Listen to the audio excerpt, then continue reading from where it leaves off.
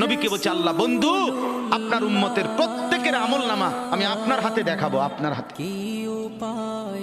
আপনার সামনে পেশ করব, আপনি দেখে কথা বলবেন। আমার কাছে সুপারিশ আপনি কইরেন, মানা নাই, কিন্তু আপনি দেখা করবেন। রাসূলুল্লাহ সাল্লাল্লাহু আলাইহি সাল্লাম যদি হাসরের ময়দানে এরকম আমলনামা খুলে উল্টায় আর পৃষ্ঠার পর পৃষ্ঠা দেখে ফজর নাই, জোহর নাই, আসর নাই, মাগরিব নাই, ইশা নাই, শনিবার রবিবার, মদ জুয়া, অবৈধ উপার্জন, গান বাদ্য, নাটক, সিনেমা, জিনা, ব্যভিচার, বেহায়া, বেপর্দা সব উল্টায়, আল্লাহর নবী সাল্লাল্লাহু আলাইহি সাল্লাম তখন বলবে উম্মত কি এটা? উম্মত আমার 23 বছরের এত চোখের পানির কথা একবারও মনে হয় নাই, কি আনছো এটা আমারে? উম্মত তুমি জানো না আমি যে তায়েফের পাথরের আঘাতে পুরা পিঠ চালনির মতো জাজরা বানায় ফেলছে আমার? শোনো নাই তুমি?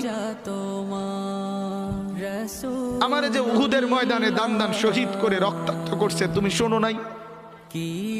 আমি যে 14 দিন পেটে ক্ষুধার তাড়নায় পাথর বাঁধছিলাম, উম্মত তোমার মনে নাই? একবারও শোনো নাই আমার ক্ষুধার কষ্ট, আমার পিঠের ব্যথা, আমার দাঁতের ব্যথা, আমার কাঁধে 2টা কড়া ঢুকে গেছে উম্মত।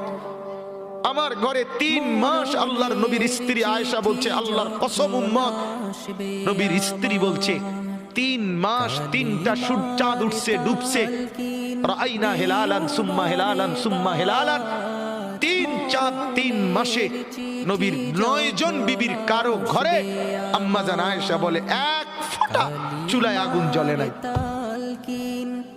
মা আওকাদাত ফি আবিয়াতে রাসূলিল্লাহ নারু, নবীর একজন বিবির ঘরেও আগুন জ্বলে নাই।